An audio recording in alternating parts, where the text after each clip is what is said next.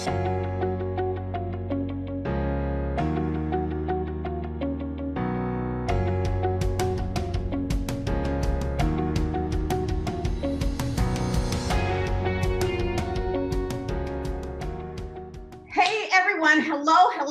I have a wonderful guest that I'm going to introduce you to. His name is Barry Samson. He is actually from Canada, and he was born in North Saskatchewan, Canada.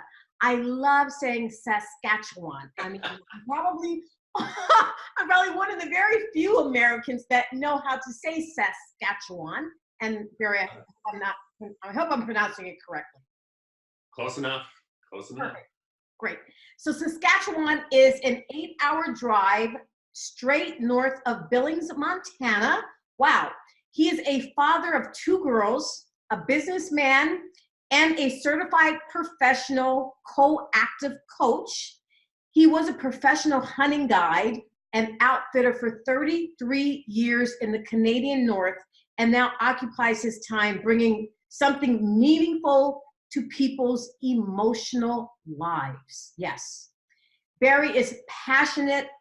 He's a passionate advocate for emotional health and knows from the inside this thing we have come to call depression, okay? And in his own words, he was blessed with a nervous breakdown. He said he lost a war with his nervous system and its emotional messengers, and won a life full of things he loves. Oh my God. So now, many times I'm always talking about money and investing and other things on the show, but without love and without, this is, you have to be happy, right? And so this is why I wanted Barry to be on this show. So I'm going to actually begin asking Barry questions and let him educate us all if we combat depression or for anything, right? So Barry, how do you define this thing that we call depression? I'll define what it isn't. So there seems to be an aspect of the way our society deals with these sort of things where they see it as a problem. I don't see depression as a problem at all. I see it as an adaptive response to lives that aren't working for us.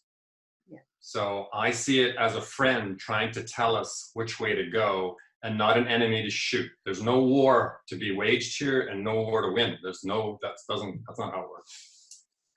So depression was my friend. I just didn't know it. It was trying to tell me something. I wasn't listening. Amazing. So a little bit of background. So Barry and I have known each other. He is a very good investor as well. And that's why he can do what he wants to do. So we met in we have a mutual partner.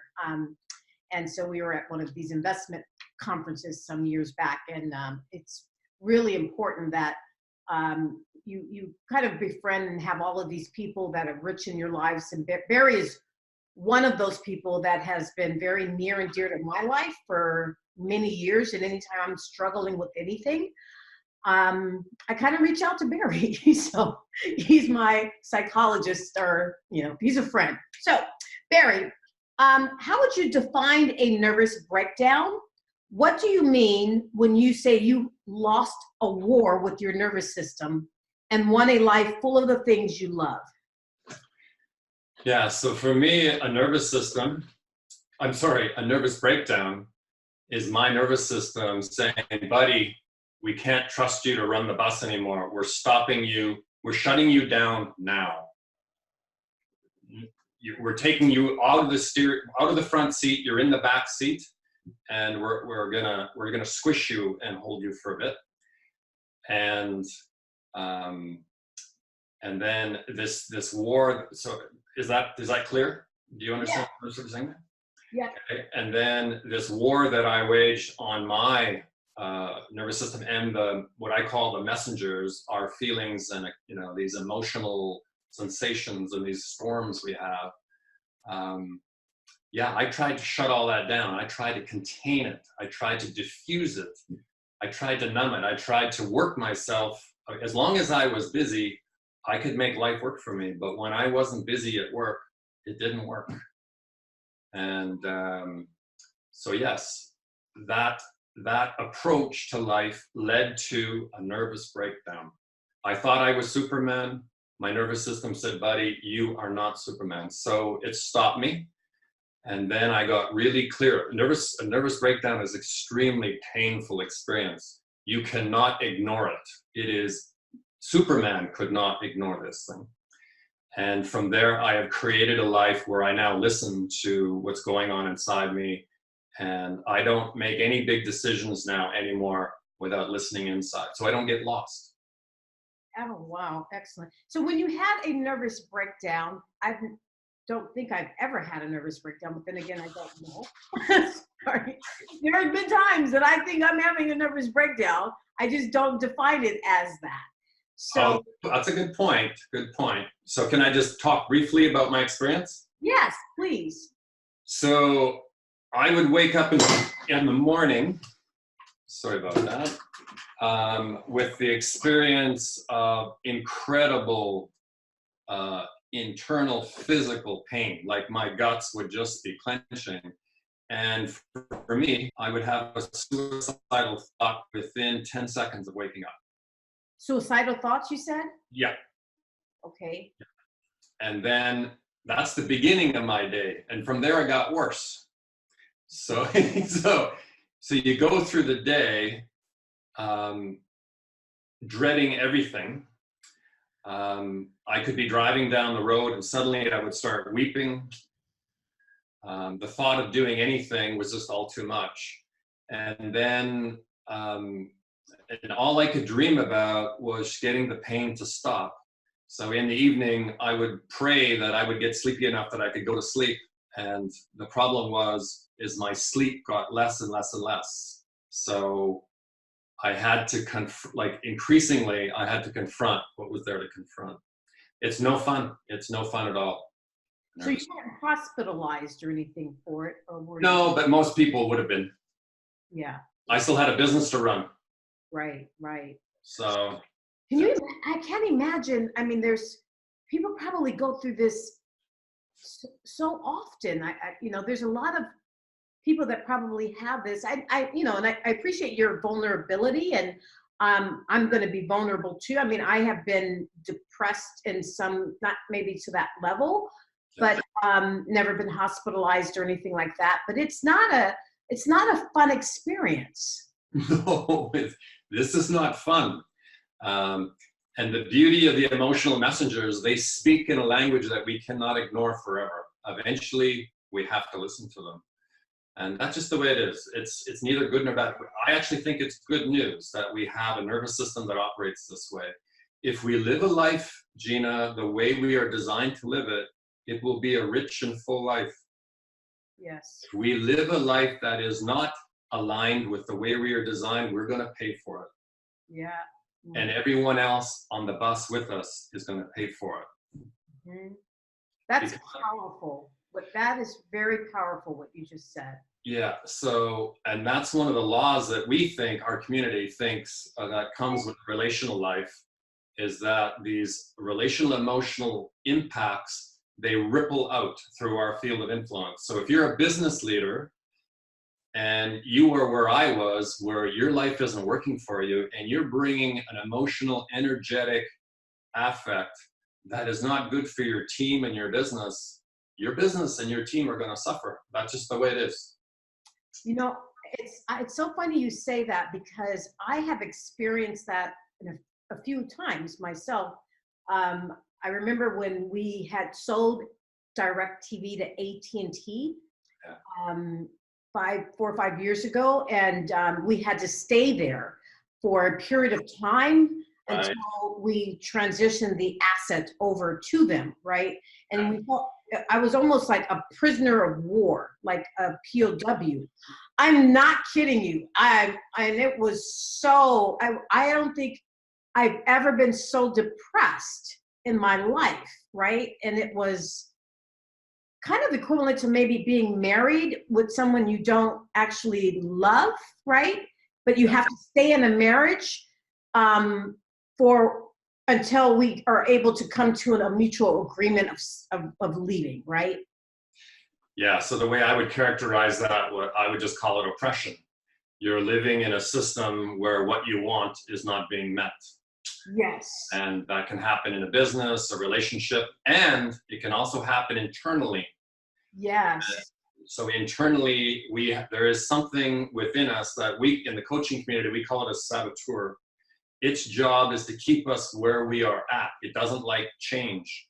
So it will often oppress our wanting and prevent us from getting the things we love. So, I just thought it's a critical part. That's why we believe, we'll get into it eventually here in the interview, but that's why we believe a community is so important to help people move from stuck to unstuck, from being in under a repressive regime, whether it's, World War II and the Nazi thing, or whether it's in a relationship that you don't, or working for a company that you don't want to work for.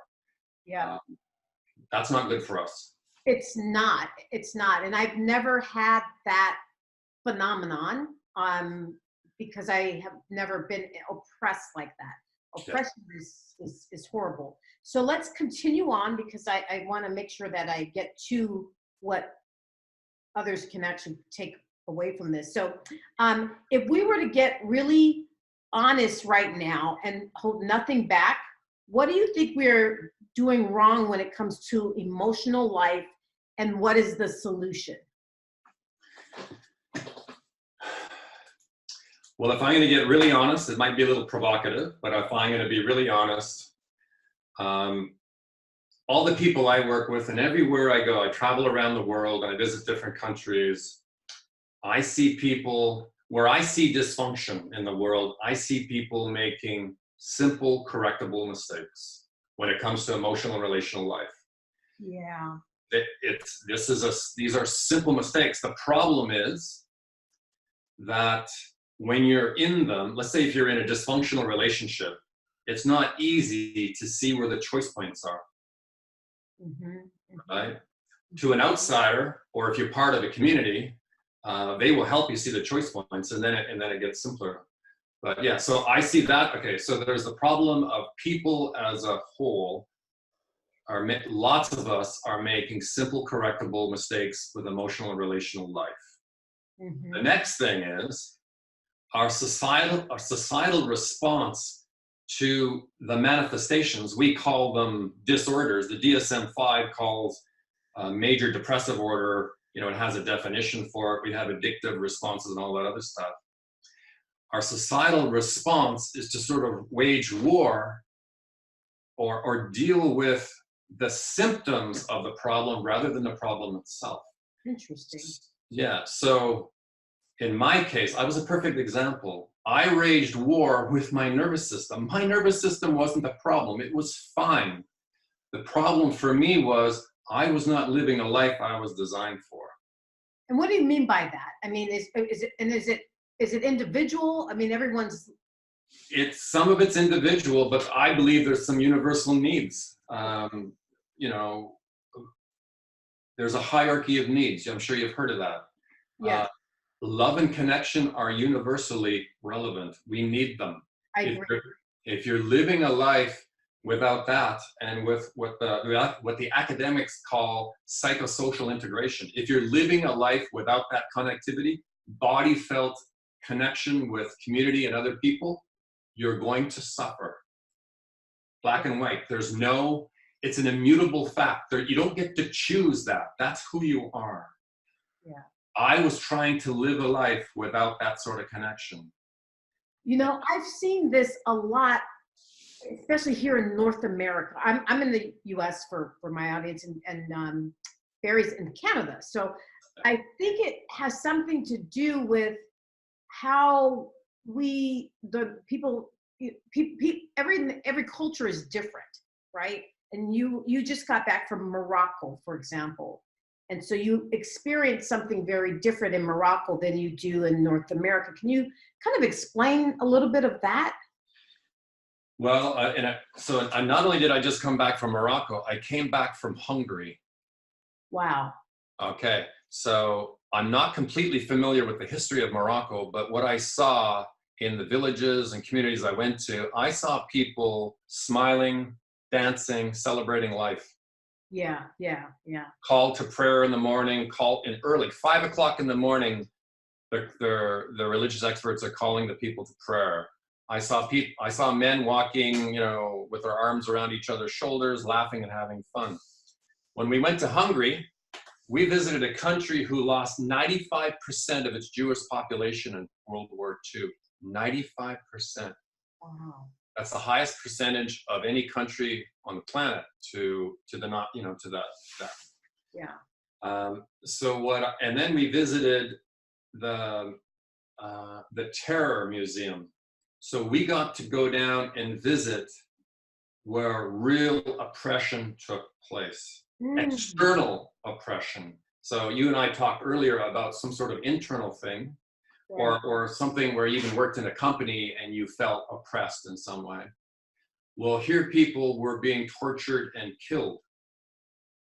Right? Wow. So that had a powerful impact on me and has now informed, I'm even more bolder now on bringing what I believe is the antidote to oppression everywhere, and including the internal oppressor, the saboteur. Interesting, interesting. So, in my opinion, I've noticed when people have traveled, right, the world, I travel a lot. I mean, I'm in China and Australia and Canada and God, many, many other places, Israel, it doesn't matter.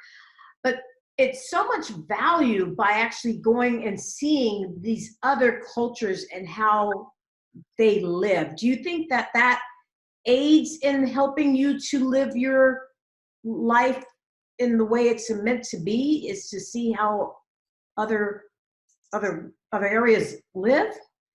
Well, I'm a pragmatist, so anything that works, works. Anything that doesn't work, doesn't work. Utility, I mean, in the mountains, when we're taking a pat string over the mountain, we called, what do we call it? Function is beauty. So some people can travel and just go from 5-star hotel to 5-star hotel and never get their feet wet in a culture. Oh my God, I saw that before. One of my friends, he actually was wanting a bellhop you don't get a bellhop at these places, right? So, and I would also say that people can travel internally through reading powerful writing and do powerful personal work. Yeah. So it's not just jumping on a plane or a train. The objective for me is to go to a place, either physically or metaphorically, where you now see life and your world differently, through a different lens. To me, that is what travel is about. I completely agree. I mean, that's very, very valuable. So I'm going to continue on here because I know you don't have a whole lot of time. So let me ask you this. Do you think there is a connection between what you are seeing and our school shootings here in the United States? I mean, every other month or so, I don't know if you get visibility in Canada as to all of the stuff. We're hearing about it all the time.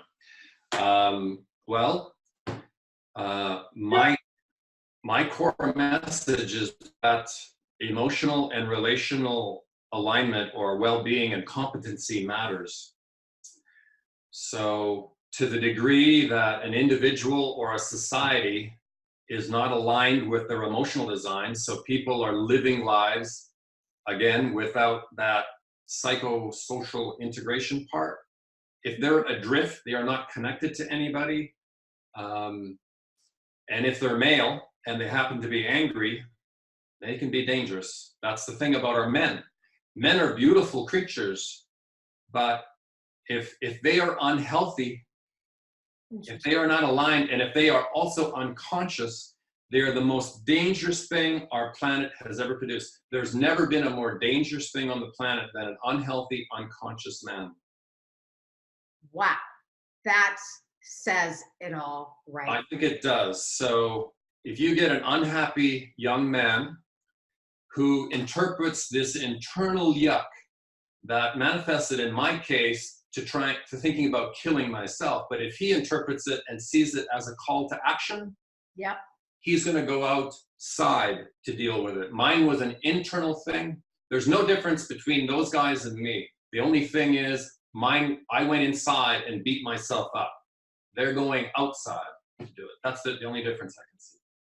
Oh my God. Oh my God. So Barry, I'm going to stop right there, and I'm going to have you back on, because I'm all about solutions, right? We now acknowledge the problem.